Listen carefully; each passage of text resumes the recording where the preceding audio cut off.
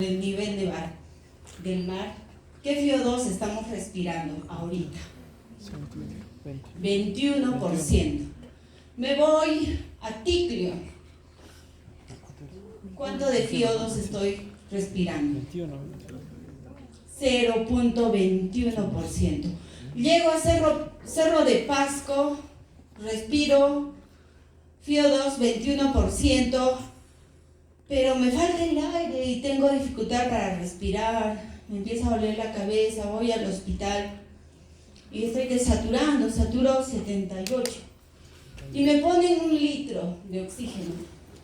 A ver, allá la doctora, que sabe bastante, nos va a decir, me ponen 1 litro de oxígeno. ¿Qué FiO2 tengo? 24%. Entonces, a veces, pues tenemos que primero ubicarnos dónde estamos, ¿no? A nivel del mar, a cuánto de altura y cuánto de FiO2 estamos respirando. A nivel del mar, FiO2 21, en altura, en Ticlio, 5.000 metros, Cerro de Pasco, 4.500, FiO2 21. Si un bebé nace a esa altura y tiene dificultad respiratoria, yo le tengo que poner oxígeno, ¿no? Entonces, para eso nosotros nos han enseñado oxigenoterapia en atención inmediata del recién nacido. ¿Por qué es tan importante que nosotros debamos conocer? A ver, ¿qué pasa?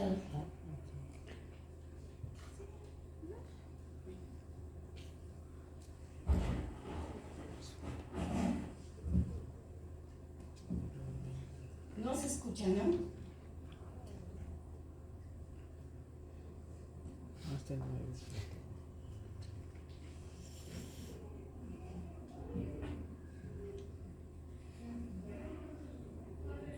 ¿Escuchan?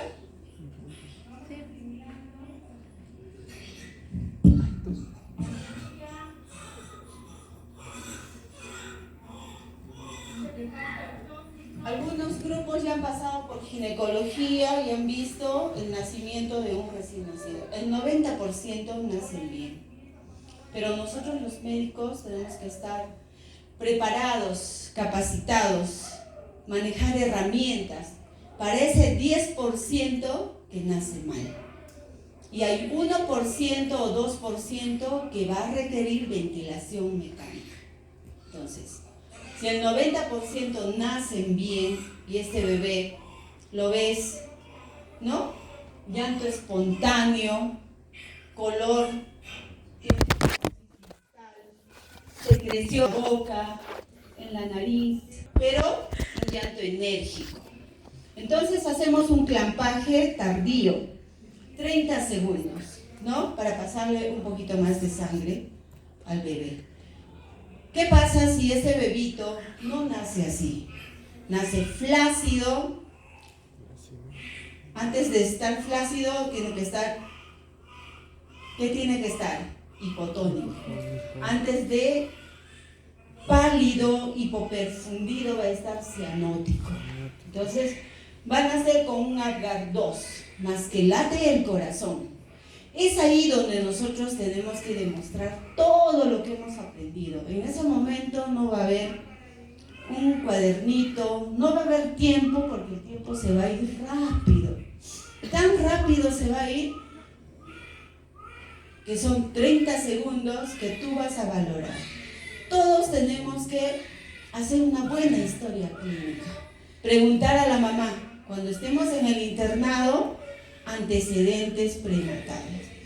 Desde controles prenatales, desde la edad de la madre, si tiene 22 años, si tiene 15 años o si tiene 40 años, es diferente. Hay muchos cambios cuando son madres, ¿no? Más de 35 años. Y los extremos a veces nos pueden traer algunas sorpresas. Entonces, este bebé nace con un Apgar 9.9, porque vital. Miren su tono, está cuadriflexo, reactivo, llanto enérgico, hacemos un clampaje del cordón. Pero imaginemos que nace flácido. Ustedes rápidamente tienen que tomarle un haga de cordón. Mientras uno está ventilando para sacarlo, ¿no?, del periodo de depresión, porque ya ha habido un periodo de hipoxia. Si un bebé nace, por ejemplo, con un síndrome de aspiración meconial, o sea, el meconio ya lo ha eliminado dentro del útero, esa aspiración meconial va a generar un daño multisistémico, porque para generarse este periodo de relajación de esfínteres va a haber un periodo de hipoxia previamente, y ese periodo de hipoxia va a llevar a isquemia, y si va corriendo el tiempo va a dañar. Y toda la cadena inflamatoria y liberación de enzimas apoptóticas, que son estas enzimas, las caspasas 3,9, son enzimas que van a aumentar si tú le pones en hiperoxia, si tú lo dejas al bebé con hipocapnia, hipercapnia. Todo eso va a progresar, va a hacer que el daño se magnifique. Y eso nos va a resultar en una encefalopatía hipóxico-isquémica severa. Nadie quiere tener esa experiencia. Y tampoco queremos que nuestros hijos tengan esa experiencia, pero a veces pasa, nos pasa, puede pasar, y he visto hasta médicos, madres, ¿no?, con mucha preocupación. Después, ¿qué va a pasar con mi hijo? ¿Cuál va a ser su futuro? ¿Qué tengo que hacer?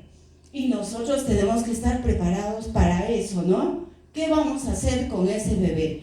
Porque si ese bebé nació con Apgar 2, lo ventilaste, lo sacaste, ¿no?, lo intubaste, le pusiste fluidos, mejoraste su medio interno porque también le tomaste AGA, ¿no?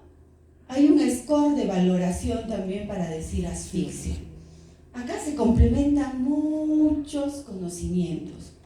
No solo es la experiencia de intubación, de en cuánto lo voy a dejar el tubo, cómo debo ventilarlo, cuánto tiempo debo de ventilarlo, cómo inicio la ventilación.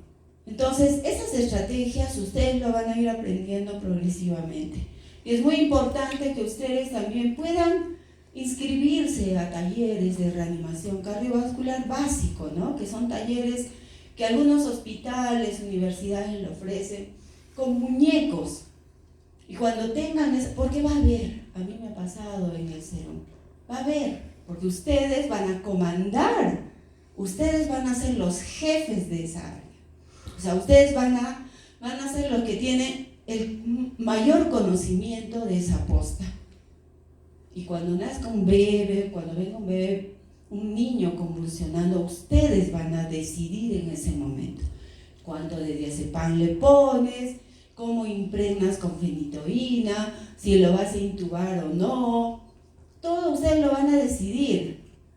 Entonces, ahorita, en este periodo de adquirir conocimientos, tenemos que esforzarnos, tenemos que estudiar, porque nada va a entrar por ósmosis ni por inercia. Ustedes están en una carrera muy linda y con el tiempo se van a dar cuenta que cuanto más fino haces en tus procedimientos, más útil y necesario vas a ser para la sociedad, ¿no? Nosotros hemos entrado a la universidad con muchas ilusiones, ¿no?, teniendo una visión, porque tenemos una misión, todos tenemos una familia, y en el futuro todos queremos tener una familia. Pero con el tiempo, ustedes van a ir adquiriendo cada vez más conocimiento, y algunos se irán al extranjero y trabajarán en hospitales grandes. Entonces, pero para eso, antes de que pase todo eso, ustedes tienen que terminar la universidad, hacer un internado y hacer un CEROM. Al hacer un internado, ustedes van a ver la realidad del Perú, si lo hacen en el MINSA. El Seguro Social te da muchas herramientas, donde puedes encontrar todo. Pero en el MINSA hay algunas carencias. Y para eso también tú te conviertes, puedes ser multifacético. Eres asistente social, eres psicóloga, eres transportista, eres todo cuando necesitan. Y para eso tienes que saber manejar carro, porque si te vas al Serum y tienes que ir en la ambulancia y tú no sabes manejar, ya fuiste, te irás en burro, porque algunos se iban en burro. Sí, y eso comentan los colegas, las colegas se iban en burro. Sonia tenía que ir 2 horas en burro. Así pasa. Entonces, ya saben que tienen que meterse a una escuela de manejo si no saben, y bueno, adquirir más herramientas para su conocimiento. Saber inglés, interpretar revisiones, trabajos de investigación, que todo eso nos va a nutrir. Todo lo que ustedes hacen, chicos, es para ustedes. No es para la universidad. Ustedes van a hacer que la universidad crezca. Su conocimiento de ustedes va a traspasar fronteras. Y cuando estén allá en el Miami Children, por favor, se acuerdan de mí, no van a estirarse también, por favor. Pero eso va a pasar. Así es. Yo tengo internos que están en Pensilvania, están en España. Entonces, yo sé que eso va a pasar con ustedes. Por ejemplo, mira, las hermanas Rodríguez Banda han sido mis internas en el Hospital Naval. Y ellas no están acá, están en el extranjero. La hija de Alan García también ha sido mi interna en el Hospital Loaiza, en el 2009. Ella también está en Estados Unidos, no están acá. Entonces, ustedes se van a diseminar por el mundo. Y los médicos peruanos somos los mejores clínicos. ¿Por qué? Porque tenemos una pobreza que realmente no podemos, ¿no? La pobreza está ahí, por todo lo que pasa, ¿no? Con la política.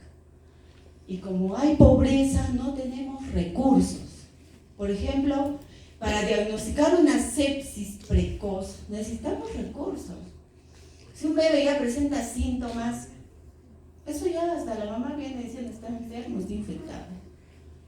Pero si tú con los antecedentes de mamá no haces una correlación clínica y usas marcadores como proteínas R, a veces no hay en el seguro PCR, menos procalcitonina. Pero en Chile están dosando, ¿qué dosan? ¿Qué creen que? Interleuquinas. Por eso somos buenos clínicos, porque nuestra evaluación en un neoencéfalo caudal, porque el desarrollo de un neo y de un niño es de la cabeza a los pies. El primer año, lo que más va a crecer es el cerebro. Y ahora vamos a ver qué es lo que pasa con la encefalopatía hipóxico-isquémica.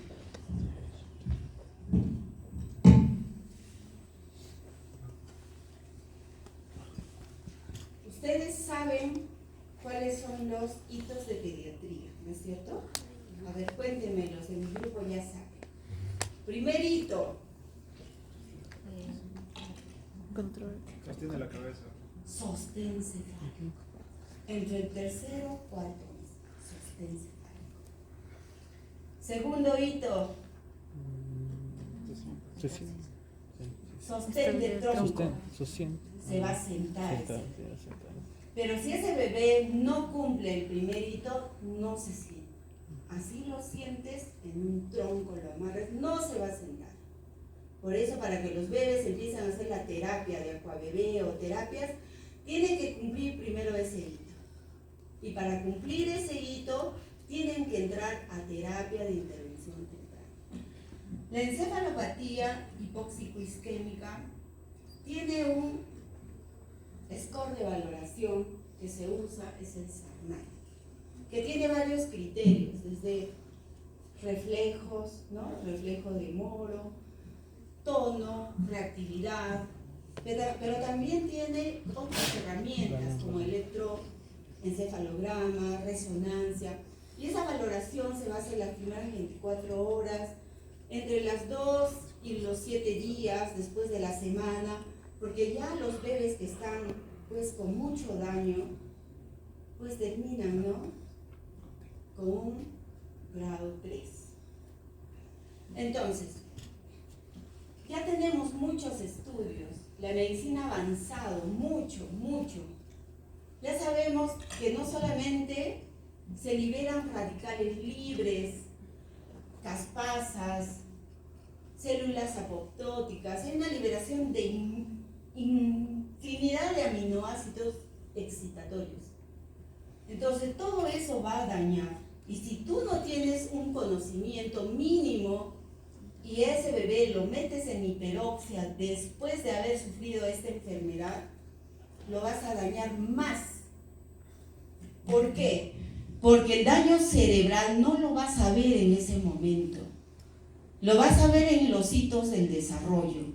No sostendrá la cabeza, se le caerá, será hipotónico, será flácido. No va a cumplir los hitos de pediatría del primer año. Entonces irá a una parálisis cerebral. Le entregarás a un bebé a la mamá mal. Qué pena, ¿no? Cuando son grados 3, la mayoría, casi todos se van a parálisis cerebral. Convulsiona. Había una oportunidad que vi que convulsionaba como 100 veces al día. Imagínense, eso no es vida para una mamá. Imagínate tu hijo que convulsione 100 veces al día. En ese paciente se ha tenido que usar ondas electromagnéticas que le ha disminuido las convulsiones, a pesar de que ha estado con pues anticonvulsivantes y todo eso, ¿no? Pero ahí también la familia se desintegra. Entonces, como médicos tenemos que tener conciencia que en neonatología es un sinceramiento del personal. Si hiciste algo que no está bien, lo tienes que volver a hacer. Si estás viendo que está fugando el aire en la máscara, no puedes seguir ventilando. Tienes que reposicionar, ¿no?, el ambú y evitar que fugue el aire porque no lo estás ventilando bien y ese bebito sigue hipóxico. Acá les estoy presentando un artículo, cómo es, ¿no?, este desarrollo psicomotor en estos bebés y cómo compromete la parte cognitiva. Lo que nosotros buscamos al inicio es un desarrollo, primero psicomotor grueso, que va combinado de psicomotor fino. Pero la parte sensorial es más grande aún todavía, ¿no? Sensorial tiene que ver con la vista, con el oído, con el tacto, con el equilibrio y el lenguaje. O sea, son cognitivo, lenguaje, son las áreas más difíciles de poder volver a, ¿no?, llegar a la normalidad. Entonces, acá en este estudio se ha reportado, ¿no?, primero como una introducción, el neurodesarrollo de pacientes con encefalopatía hipóxico-isquémica en España. Dice que se desconoce, parece, desde el 2022. Pero, dice, recientes estudios en Europa destacan el desplazamiento de esta patología grave hacia trastornos graves, leves y problemas emocionales. Claro, si hay bebés que nacen con algún evento, ¿cuál es la diferencia de evento centinela y evento adverso? Mi grupo sabe cuál es la diferencia, porque son preguntas de examen. Las secuelas. La secuela que va a dejar. La encefalopatía hipóxico-isquémica te va a llevar a una secuela permanente. El evento adverso no. Entonces, ese periodo de hipoxia, como siempre les digo, nosotros los neos somos los bomberos que venimos a apagar el incendio. ¿Por qué? Porque tenemos que primero hacer una reanimación, así como el protocolo, los protocolos de RCP dicen, ¿no? 30 segundos, 30 segundos, 30 segundos. Al final son 90 segundos. Si tú no tienes ese conocimiento de que eso es tan rápido, pues tú vas a estar ventilando 20 segundos y vas a creer que va a reanimar el bebé, y no es así. Yo he visto que a veces reaniman 10 segundos y no hacen nada y el bebé no está ni intubado. Ese bebito ya a los 60 segundos ya tiene que estar intubado. No puede estar esperando teniendo un síndrome de aspiración meconial. ¿Qué implica que un bebito tenga un síndrome de aspiración meconial? Puede ser que la mamá haya llegado en un mal momento por X problemas, ¿no?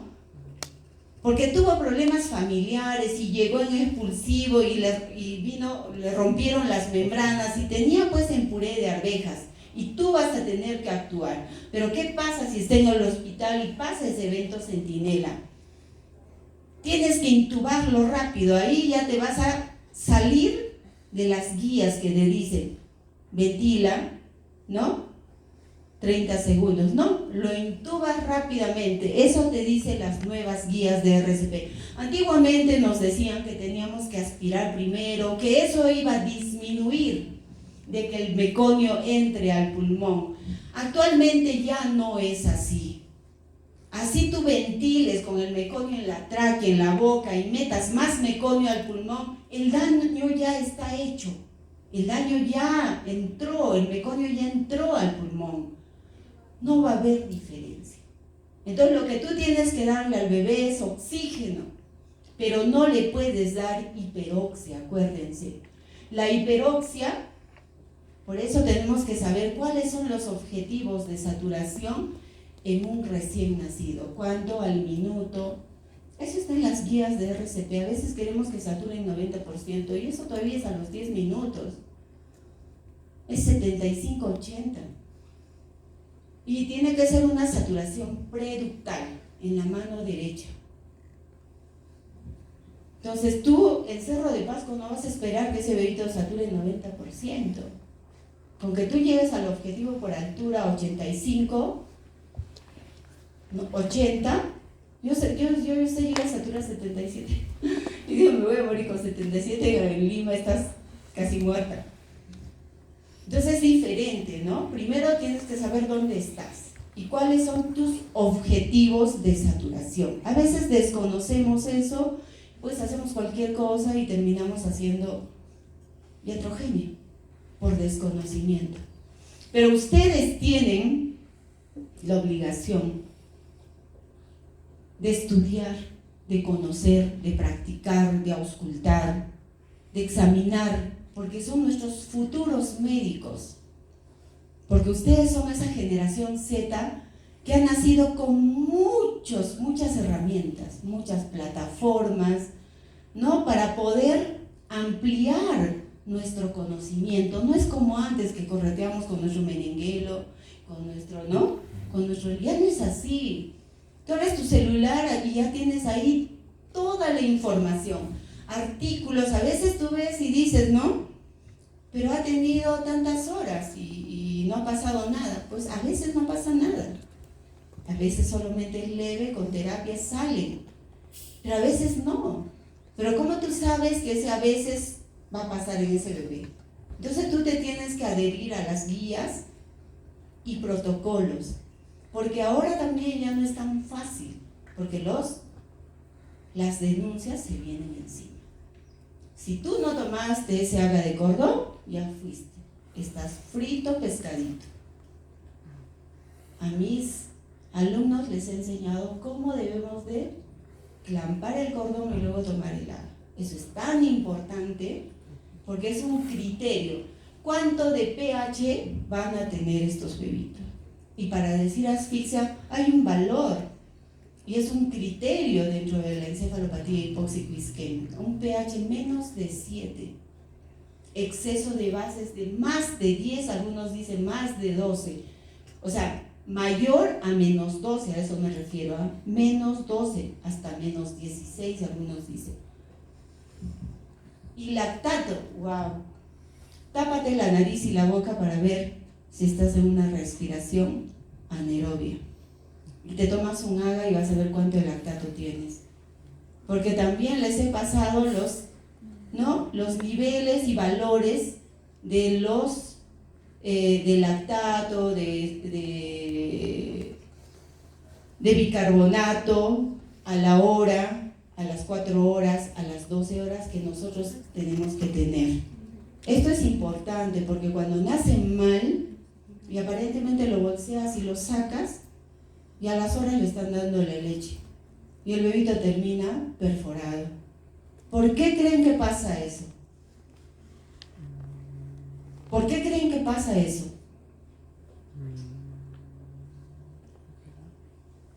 Por el periodo de hipoxia. Hipoxia es falta de oxígeno. Hipoxia te va a llevar a isquemia. Isquemia es muerte de las neuronas y de las de otras células a nivel, porque es multisistémico. Entonces esta hipoxia también va a haber a nivel de los enterocitos, a nivel intestinal. ¿Por qué? Porque la hipoxia lo que va a hacer, cuando el organismo, mira cómo es tan sabio el organismo, cuando hay un periodo de hipoxia, lo que hace es una redistribución de flujos. El flujo mesentérico y renal disminuye para darle más flujo al cerebro y al corazón. Eso pasa. Y por eso cuando estos bebitos nacen así hipoxiados, asfixiados, tienen que dejarlos en nada por vía oral. Nada, 24 horas. Y si tienen la oportunidad de tomarles un AGA, fijarse en el lactato. Si tiene lactato más de 5, no le pueden dar de comer a ese bebé. Y si tiene 10, peor todavía, porque ese bebé se va a perforar el intestino. Entonces hay conocimientos que nosotros tenemos que tenerlo así de memoria, porque al final esto, ustedes lo pueden leer, ahí está, ¿no? El año. En estos resultados, mira, se han reclutado 63 de los 5 de 63, que ha sido el 7.9, se excluyeron por presentar otras patologías, 14 de 58, fallecieron, o sea, se murieron. Los que supervivieron, 42 y 44 fueron evaluados, y de ellos, 10 de 42 presentaron evoluciones adversas, alteraciones visuales, auditivas, epilepsia, parálisis cerebral, retrasos en el desarrollo psicológico. O sea, todo eso va a pasar en ese bebé. Ahora, ¿cómo va a ser la expresión clínica de la encefalopatía hipóxico-isquémica? Más grave, post-evento centinela. Esa hipoxia, ¿no? Isquemia, por un aporte insuficiente de oxígeno, por una disminución del flujo de perfusión cerebral, isquemia cerebral, asociado a una deprivación de glucosa e injuria neuronal. Asfixia, resultado de un inadecuado intercambio respiratorio de gases. Hipoxia, hipercapnia, acidosis, o puede ser hipocapnia, acidosis. Entonces, hay condiciones que pueden llevar a esta encefalopatía o depresión respiratoria al nacer, ¿no? Por eso es que tenemos que averiguar los antecedentes. La condición de sepsis neonatal, infecciones congénitas, desórdenes en la migración neuronal, malformaciones de las vías aéreas, enfermedades metabólicas, traumas, desórdenes genéticos. Pero hay causas agudas de injuria, ¿no? Prolapso de cordón, DPP, desprendimiento prematuro de placenta, hemorragias agudas de la madre, hemorragia aguda neonatal, etcétera, etcétera, problemas de intercambio gaseoso. Esto todo, mira desde qué año hacen consensos, desde 1996. Luego 2003, en el 2010 hicieron otro consenso. Todos los años hacen consensos, ¿no? Pero mira desde cuándo es la valoración de una gasometría, de un AGA. pH menos de 7, ¿no? Apgar menos de 3. Y bueno, la encefalopatía. En la epidemiología dice que de 1 a 3 de 1000 nacidos vivos a término. El 10% van a tener mortalidad neonatal. El 40% una encefalopatía hipóxico-isquémica moderada. Déficit neurológico permanente, discapacidad, y el 60% morirán. Y los que sobreviven van a sobrevivir con discapacidad.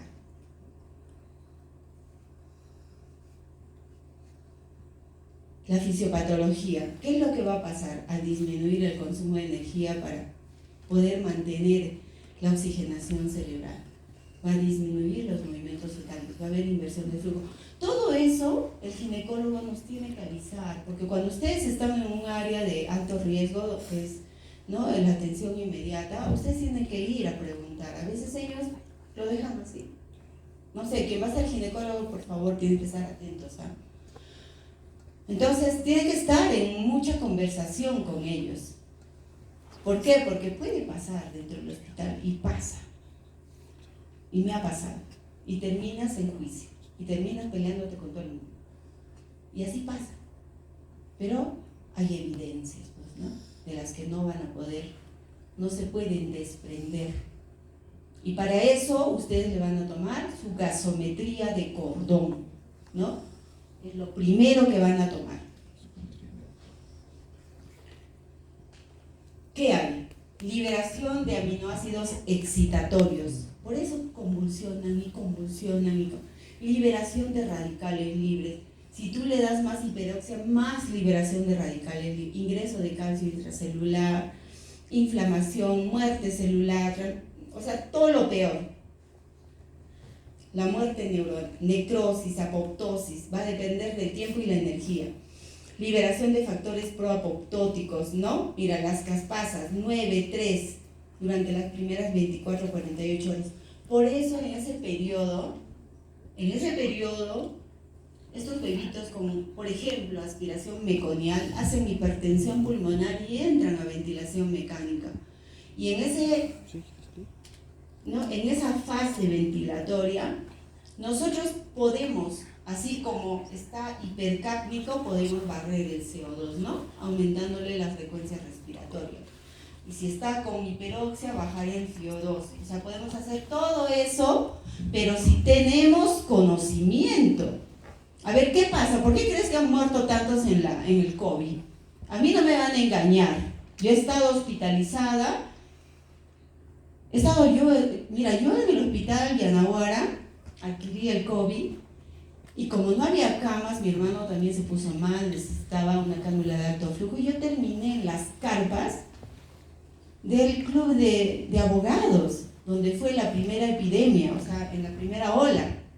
Y ahí he visto las cosas que no se deberían de hacer, porque entraron los médicos generales. Había puro médico general. Hidrataron con dextrosa.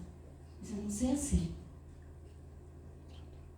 He visto cosas que no debí de ver, porque yo también estaba mal, necesitaba 5 litros. Y miraba cómo se morían, y morían uno tras otro. Y estamos ahí como unos sarnosos y nadie nos quería. ¿Cómo se llama? La comida prácticamente nos lo estaban así en bolsitas, nuestros táperes, y nadie nos visitaba en ese periodo porque no sabíamos cómo nos iba a manejar. Al final hemos terminado así. Los médicos y algunos morían ¿Cuántos se han muerto en las filas al entrar al hospital Yanaguara por oxígeno? Se han muerto varios, y eso sale por la televisión. Nosotros hemos estado ahí. Nosotros nos hemos contagiado porque las mamás venían sin mascarillas. Venían así, venían con su trapo encima. Y nosotros habíamos cesárea, parto. Así hemos terminado. Y yo he sido la que más terminaba felizmente, que solamente necesitaba 5 litros. Porque no había ni cama en el hospital central. Pero por algo será, ¿no?, que no me he muerto, pero que ha habido gente que se ha muerto. Pero también ha sido, ¿sabes qué?, la comorbilidad. Los obesos, diabéticos, de verdad. No engorden. Traten de comer lo necesario. Hagan ejercicio, porque es un buen hábito. Porque en la residencia se van a sentir tan estresados y necesitan liberar eso.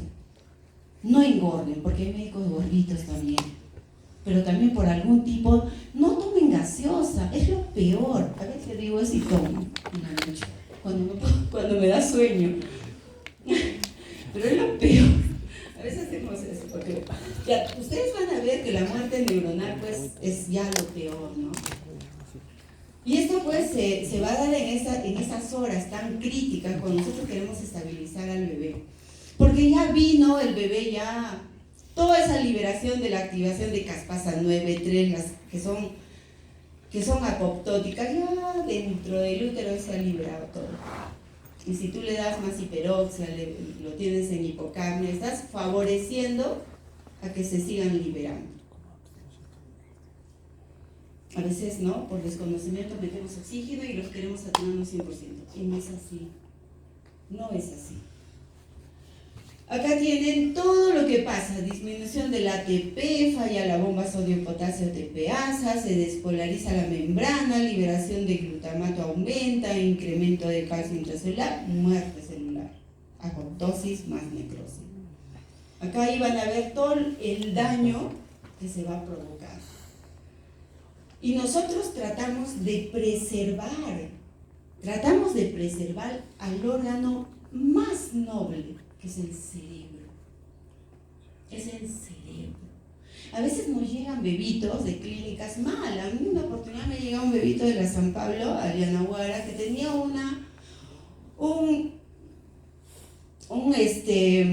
fuga de aire. ¿Cómo se llama? Neumotórax izquierdo. Entonces nosotros tenemos un ventilador de transporte, pero que no tiene presiones altas, solo tiene hasta 22. Y estos bebitos necesitan más presión, porque también hacen hipertensión. Entonces necesitaban pues, presiones de 26, 28. Igual, yo lo saqué, y ¿sabes qué? El ventilador se apagó en la esquina de la avenida. Y la enfermera me dice, hay que regresar, pero ¿para qué vamos a regresar? No tenemos ventilador en el Yanaguara.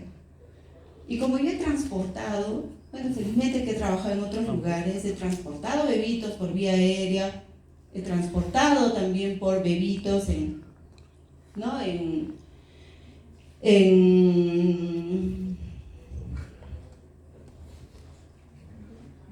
ambulancia, 8 horas transportando. Hay un momento en que tanto te agotas ventilando, porque a veces se apaga el ventilador. Eso pasa. Entonces dije, ya, vámonos. Y yo, cuando yo presiono y hago una fuerza en el ambú de 50, le estoy metiendo mucha presión que hasta le estoy reventando el otro. Y eso pasó. Yo llegué porque mi objetivo era 85 de saturación. Vámonos, 10 minutos llegamos. Y encima los huecos, los baches, imagínense con los huecos y los baches. Y seguíamos, digo ya, 85, subimos al cuarto piso, ya. Entró el ventilador. Pero le hice un daño al bebé. Le provoqué otro neumotórax. Y cuando me van a la foto me dicen neumotórax espontáneo, neumotórax adquirido por, mecánico por mi culpa. Pero cuando les pregunto, ¿y cómo está la ecografía cerebral? Bien. No hay locomalacia, hemorragia, nada. Eso pasa, porque lo que se ha hecho en este momento es conservar, la oxigenación del cerebro. Todo lo demás lo puedes recuperar, pero el cerebro cuando ya queda dañado, a ver, tápate la nariz y la boca y a ver cuánto resistes. Es algo así lo que pasa cuando están estrangulándose con el cordón. Eso pasa y le tomas enzimas, no, porque tenemos marcadores de hipoxia. ¿Cuáles son los marcadores de hipoxia? Lactato, deshidrogenasa láctica, CPK, CPKMB, TGO, TGP, todo eso está aumentado. Porque hay daños de células, no solamente las neuronas, hay daño a nivel de muchos órganos. Y cuando es grave, estos bebitos no solamente entran a ventilador para asistencia respiratoria, también nosotros les ponemos un catéter umbilical, les pasamos fluidos, les ponemos dopamina, dobutamina, que son inotropos. ¿Por qué? ¿Qué hacen? También hacen isquemia miocárdica y hacen disfunción miocárdica y necesitan ayuda de inotropos. ¿Y cómo vas a hacer? ¿Cómo le vas a dar si desconoces todo eso y no has leído la fisiopatología? ¿Qué va a pasar? En el Serum estamos solos, más que tenemos nuestra enfermera, hay obstetriz, hay un odontólogo, nada más nosotros somos los líderes y tenemos que estar preparados. Lean, jóvenes, lean mucho, no se sientan mal si jalaron, le jalaron, no, vuelvan. Tenemos que ser resilientes, la resiliencia es resistencia. Tenemos que ser resilientes y no estar quejándonos, ay, me miró mal, me gritó, me dijo algo. No, porque nosotros como médicos vamos a salvar vidas y va a ser un momento de prime. ¿No dices? Prime, ¿no? Ese momento. Ultra prime. Ese momento, ¿no? Que le tomaste un haga. ¿Y qué hiciste? Compensaste medio interno, se van a sentir muy bien, es algo de verdad, ¿no? Es un momento muy, muy bonito, muy bueno para uno, porque está salvando la vida. Vas a evitarle secuelas al bebé. Por eso tienen que tener mucho conocimiento, mucha práctica, no cansarse. A la edad de ustedes no pueden cansarse, son jóvenes, 22, 21, 23 años, son jóvenes con mucha energía, tienen mucho por la vida.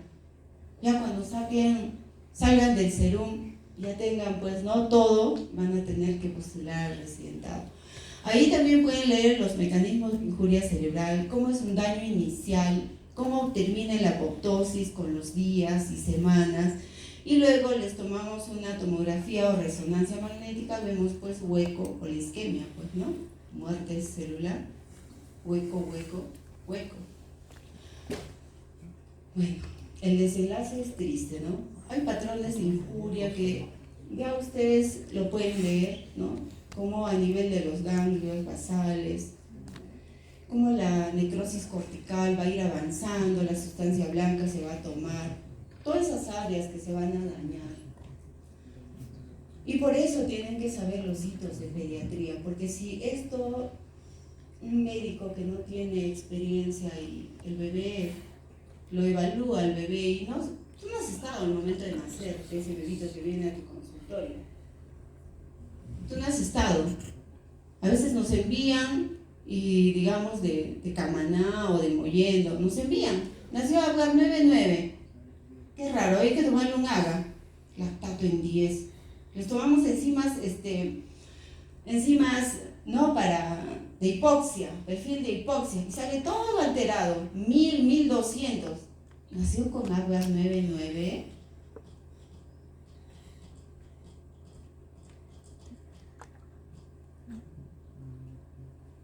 Bueno, así pasa.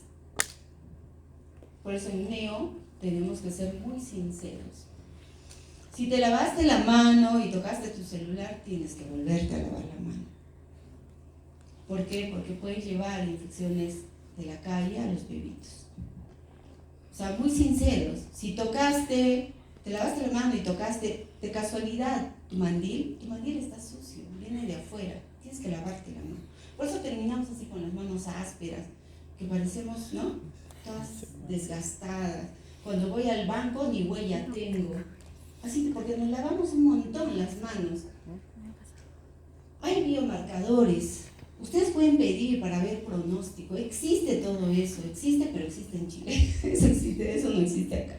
Bueno, tal vez ya en ROE, la enolasa. Ustedes pueden pedir enolasa. Ahí tienen todos esos biomarcadores. La clínica ya saben, ¿no? Desde que está dentro del útero, ya hay pues ya indicadores psicográficos que te van a decir cómo está. Ahí está también la severidad de la encefalopatía de leve, moderado a severo, la disfunción multiorgánica que se va a provocar, ¿no? Tenemos que hacer un exhausto examen neurológico. Por eso es que desde ahorita ustedes tienen que aprender a buscar. Un neo no te va a hablar, va a llorar. Llanto enérgico es bueno. Un neo no te va a sonreír. Un neo no te va a abrir los ojos. Un recién nacido. Pero tú le tocas el tono, tiene tono ocular, tiene ojos, tiene globo ocular. No te va a sonreír ni te va a mirar. No es como un adulto. Pero tú tienes que saber hacer un Glasgow neonatal. Todo eso existe. Por eso siempre les pregunto cuáles son los reflejos arcaicos y en qué momento desaparecen. Porque hay reflejos que son patológicos que no pueden estar. Por ejemplo, clonus. Es patológico. Tú lo puedes encontrar las primeras 24, 2, 3. Después al día siguiente no puede haber clonus. Si encuentras clonus hay algo en ese bebé. No puede haber Babinski por mucho tiempo. Tienen que saber reconocer en qué momento aparecen los reflejos y en qué momento se van. Eso lo hacen en neurología. ¿Cuáles son los reflejos arcaicos? Succión, búsqueda. Un bebé que no succiona se va a morir. Y todo eso va a provocar la encefalopatía, el periodo de hipoxia. Y si tú no sabes evaluar a un bebito desde actitud, reactividad, tono, postura, succión, porque la succión pues succiona, ¿no? No, succión continua, succión enérgica, succión discontinua, hasta los cardiópatas succionan discontinuamente, se cansan. Todo eso tienes que ver en un bebé. El reflejo de Moro, sí puede haber reflejo de Moro. ¿Cuándo desaparece? Porque si se prolonga, eso es patológico. Pero si tú haces tu evaluación, memorizas esas cosas arcaicos, así de memoria, reflejo de succión, ¿no? Reflejo de búsqueda, reflejo, marcha automática, galán, todo eso lo vas a ver en consultorio, porque los recién nacidos son evaluados, hacemos la somatometría, pero algunos también como salen por Christeller, algunos lo sacan pues con algunas maniobras, entonces algunos pueden tener pues hasta, ¿no? Parestesias, usan a veces el forceps. Entonces todo eso tienen que evaluar, y si tú no lo detectas en el momento que se tiene que detectar y lo mandas a terapia, ese bebito va a quedar pues con alguna alteración de asimetría en su cuerpo. Si solamente a veces no sé si ustedes han visto bebés o personas que están, ¿no? Su cuello lateralizado,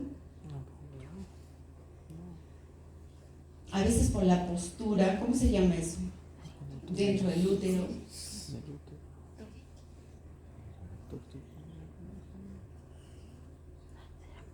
Y tú un bebé cuando lo posicionas, lo centras, ¿no? Porque siempre decimos, recibes al bebé, lo posicionas, lo centras y te dedicas a la piel. Y rápidamente lo tienes que evaluar. ¿Cómo se llama esa postura asimétrica? Porque tienen que mirar la cara, porque pueden venir con infección de herpes y pueden tener parálisis facial. Todo eso tienen que evaluar. El tamaño, ¿no?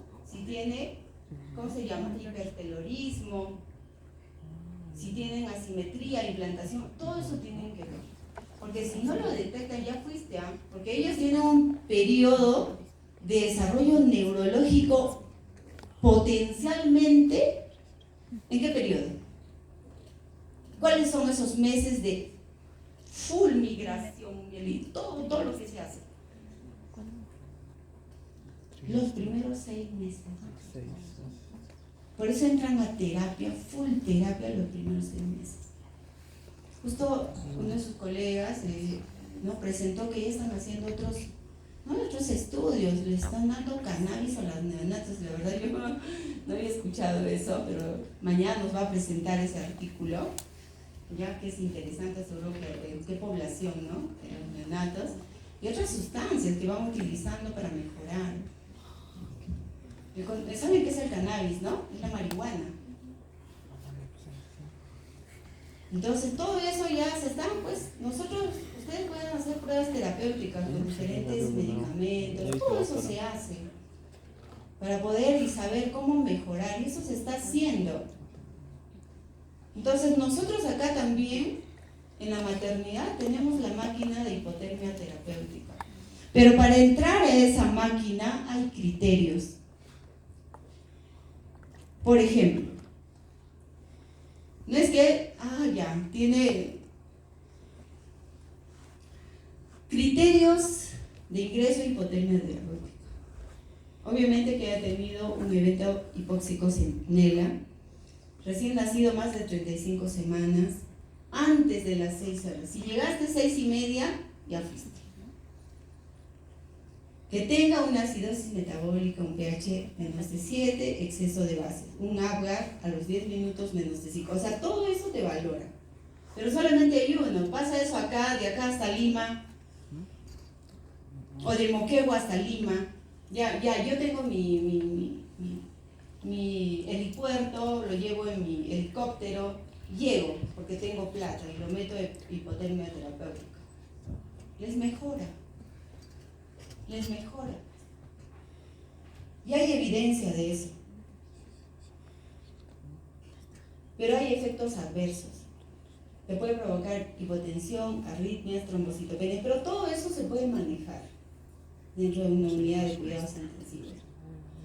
Por eso es importante, ¿no?, un manejo integral, tener conocimiento, verificar el desempeño de cada uno, no molestarse, porque a veces pasan en las unidades, yo he estado en varias unidades pequeñas, y tú le preguntas algo, se sienten, no, se molestan. Si no sabes, pues aprendes.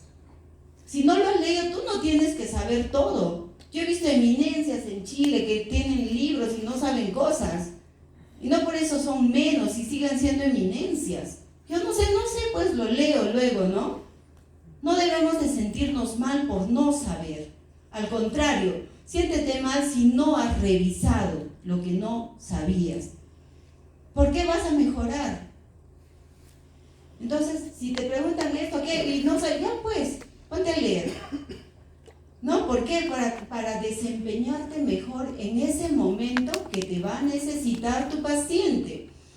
Porque nosotros tenemos que dar una mejor calidad de atención.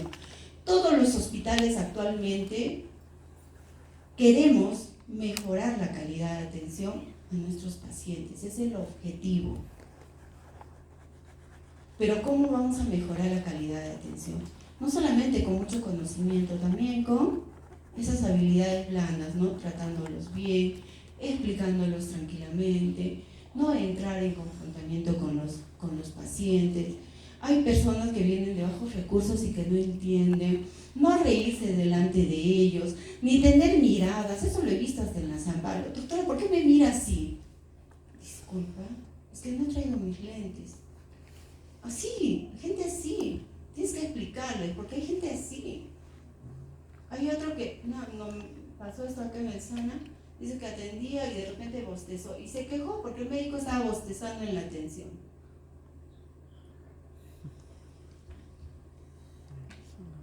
Esas cosas pasan. Así pasa. Y en los estratos más altos, me refiero económicos, es peor. Se quejan de todo. Entonces, pero para ustedes tienen que tener inteligencia emocional. Hay internos que ya no soportan y dicen, estoy harta de que el doctor me grite. Tranquilízate, te falta un mes. Tranquilo. Inteligencia emocional. Tenemos que aprender, ¿no? Si no lo tenemos que aprender. Es verdad que tenemos que ser empáticos. Porque en algún momento tu papá, tu hijo, tu abuelo estarán mal y también estarás en el hospital. Tenemos que aprender a dar la información. Porque hay gente con bajo conocimiento y no entiende. O hay gente que tiene mucho conocimiento y no entiende los términos médicos. Y conversarles en forma apropiada para no tener quejas.